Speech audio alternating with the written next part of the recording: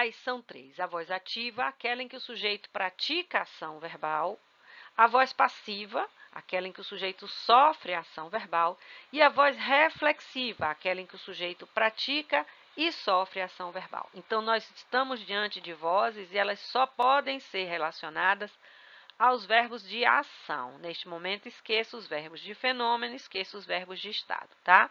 Porque o sujeito vai se transformar também em agente, tá? Para além de ser simples ou composto, ele também pode ser agente e paciente. Então, agente, quando o sujeito pratica ação, a voz é ativa. Então, veja o exemplo, a garota refez o laço, ela praticou a ação de refazer. O sujeito será paciente quando o sujeito não pratica a ação, ele sofre. O laço foi refeito pela garota. Quem refaz o laço é a garota. O laço não faz, alguém faz algo sobre ele. Então, isso é o sujeito paciente. E na voz reflexiva, nós teremos o chamado pronome reflexivo, certo? Aparecerá aqui o chamado pronome reflexivo, que a gente vai trocar por a mim mesmo, a ti mesmo, a si mesmo. Aí nós teremos a voz reflexiva. Ela olhou-se no espelho. Ela olhou a si mesma. Então, a voz reflexiva apresentará um sujeito agente e paciente.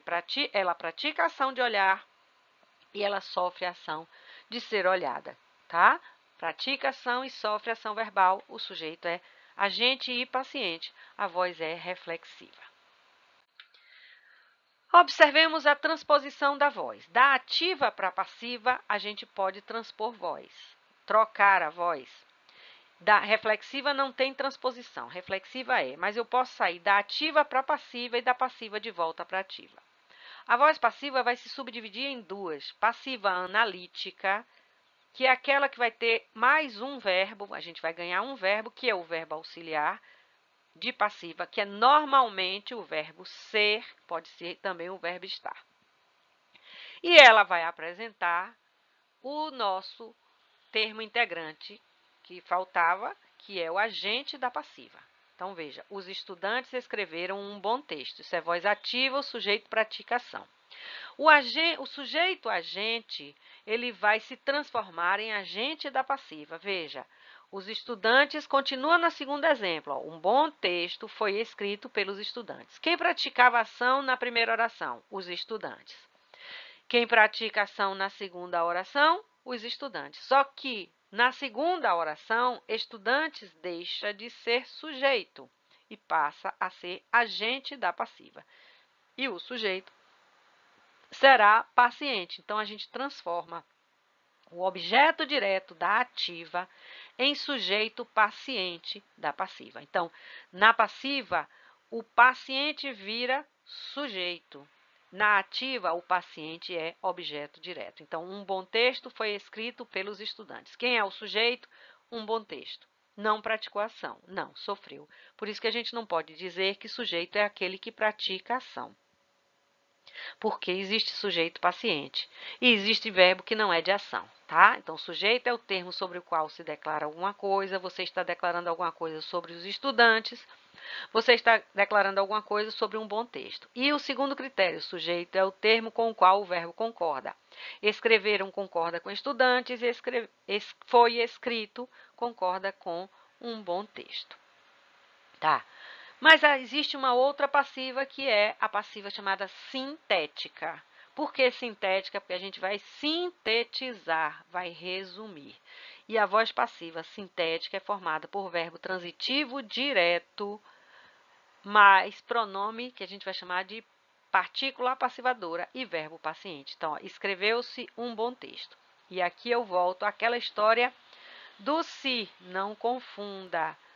Partícula passivadora com índice de indeterminação do sujeito. Se o verbo responde à pergunta o que, você pergunta o que é o verbo lhe responde.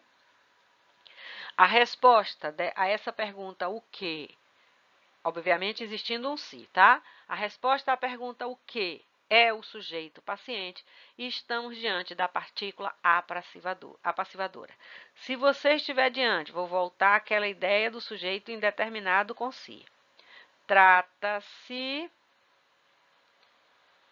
de um bom texto. Ora, trata-se de quê? De um bom texto. Nossa pergunta agora foi de quê?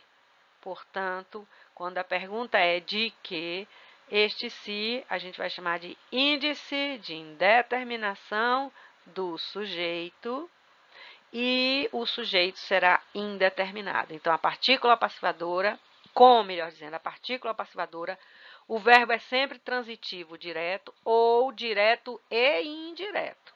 Com índice de indeterminação do sujeito, o verbo é transitivo indireto, o verbo é de ligação ou o verbo é intransitivo, tá?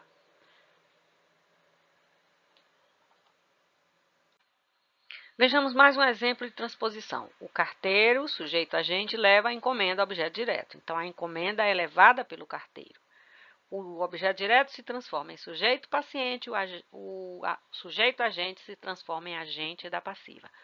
Levou-se a encomenda. Se estiver na dúvida com a voz passiva sintética, transpõe para a analítica, tá? Sintética tem partícula passivadora e o sujeito paciente normalmente vem colocado após o verbo e a partícula passivadora.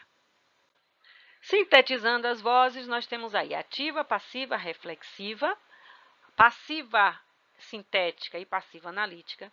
Da ativa eu vou para passiva ou vice-versa, só com verbo transitivo direto. Se você me disser e o de direto e indireto, ele é direto e também é indireto. Na parte direta, ele transpõe voz, tá?